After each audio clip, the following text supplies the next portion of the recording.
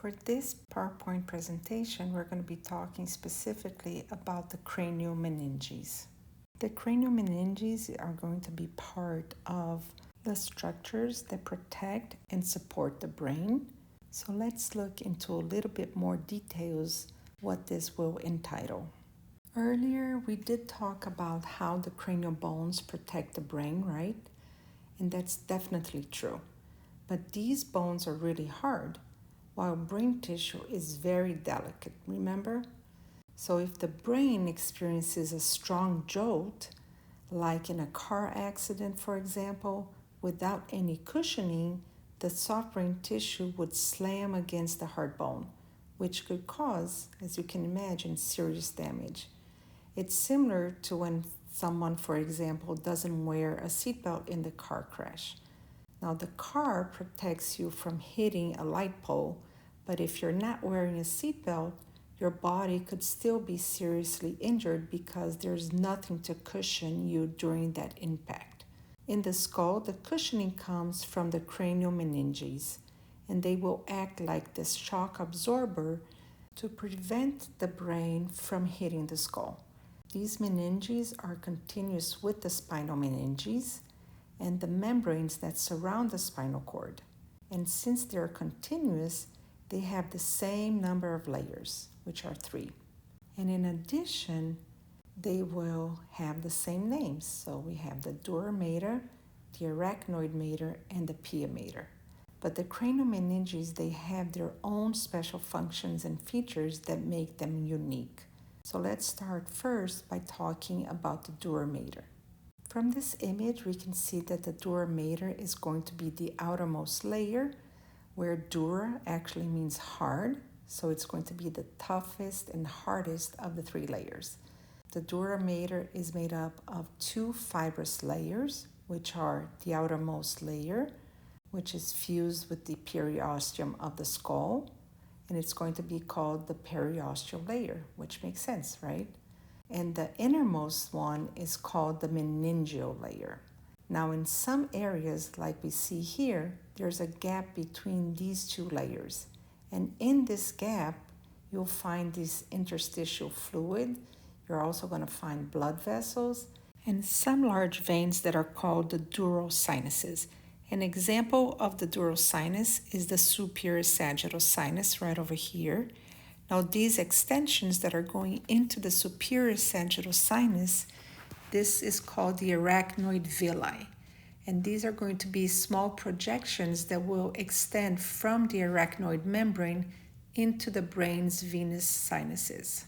And these villi, they're going to be involved in the absorption of the cerebrospinal fluid from the arachnoid space into the venous system. All the veins of the brain will drain into these sinuses, and from there, the blood will flow into the internal jugular vein in the neck, which then takes it back to the heart. In 3 key areas, the dura mater will form these flat folds that help divide the cranial cavity, and also it limit the brain's movements. And these folds includes the falx cerebri, the falx cerebelli, and the tentorium cerebelli.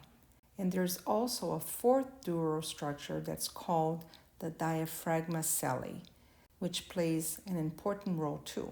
And we'll go over these in the next few slides. First, we have the falx cerebri, which is a large vertical sheet that will sit inside the longitudinal fissure, and it will separate the 2 cerebral hemispheres. It actually attaches to the crista galli of the ethmoid bone at the front. And within the falx cerebri, we find the 2 sagittal sinuses, the superior and the inferior ones. Now, the superior we can see right over here on this image and also on this model, and the inferior one, we can see it right over here. Then we have what we call the falx cerebelli. So don't get the falx cerebelli confused with the falx cerebri. And the falx cerebelli will separate the hemispheres of the cerebellum, and it extends down from the back part of the falx cerebri. Therefore, it's like it's a continuous part of the falx cerebri that then goes down and separates the two hemispheres of the cerebellum. And the word falx just means that it has a rounded shape. And basically, we can see over here how it would go up, so it would have this rounded shape. And if you go back to the falx cerebri, you will also see how it sort of conforms to the shape of the brain. Next, we have what we call the tentorium cerebelli, and this will act like a covering for the cerebellum. So it separates the cerebellum from the cerebrum, and it also supports the occipital lobe, which then rests on top of this membrane. Therefore, your cerebellum will be located right in this little pouch, and on top you will have the brain, and the posterior part of the brain, which is the occipital lobe or the visual cortex, will be sitting on top of the tentorium cerebelli. Lastly, we have what we call the diaphragma cellae, which lines the sella turcica of the sphenoid bone.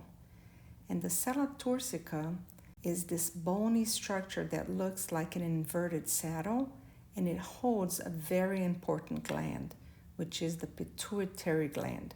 And we can actually see a little bit of the pituitary gland right over here, represented by this red structure coming out over here. And since the pituitary gland is so crucial for survival, it not only has its own little pocket in the skull, but the dura mater also forms a protective fold over it, offering this extra protection. We already saw the main dural sinuses, and these are just spaces between the layers of the dura mater, and their job is to collect the blood that has circulated through the brain and drain it back towards the heart. And you can think of them as this drainage system that carries the used blood from the brain to the internal jugular vein, which then takes the blood back to the heart to be oxygenated again. So again, we have the superior sagittal sinus and the inferior sagittal sinus that are present in the falx cerebri. Right over here, we have the transverse sinus, which runs transverse, coming from the tentorium cerebelli. This one over here is a new one, the straight sinus, which as you can see on this other model, and it will be located where the falx cerebri meets the tentorium cerebelli. And it will collect, even though on this model it shows like the superior sagittal sinus is collecting the brain and draining into the straight sinus, it's really coming from the inferior sagittal sinus, which you can't really see on this model. However, we can see right over here on this middle model, the inferior sagittal sinus draining into the straight sinus. The arachnoid mater, which covers the brain, is a delicate layer that sits between the dura and the pia mater. And there's a small space between the dura and the arachnoid mater that's called the subdural space. Makes sense, right? Sub meaning below, so it's the space below the dura mater.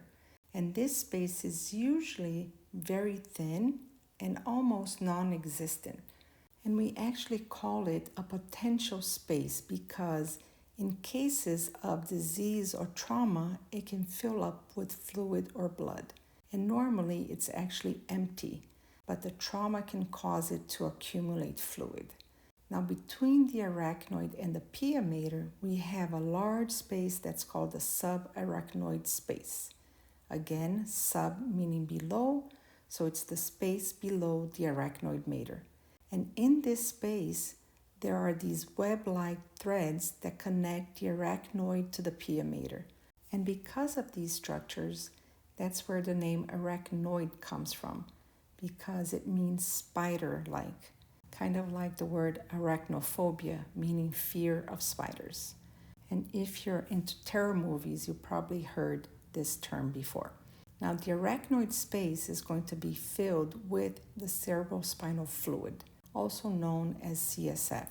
And it also contains the brain's largest blood vessels.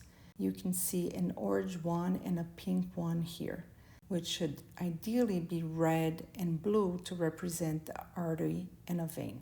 But because the arachnoid matter is so thin and elastic, these blood vessels, they don't get much protection. As you can see in this image, the arachnoid matter is going to be represented by this dark blue sheet. And notice how it doesn't follow the groove of the brain, which are called sulci, leaving this space over the brain's folds. Now the last one is the pia mater, which is the innermost layer of the protective coverings around the brain and the spinal cord. And it's going to be this very thin, delicate membrane that sticks closely to the surface of the brain. And because it sticks closely to the surface of the brain, it will follow the folds and the grooves, as we can see right over here. And its job is to protect the brain and help supply it with blood, as it contains many tiny blood vessels. Think of it like a thin cling wrap that hugs the brain tightly, keeping it safe and nourished. And that's where the word pia comes from, because pia means mother. So it's nourishing it and protecting it just like a mother will do.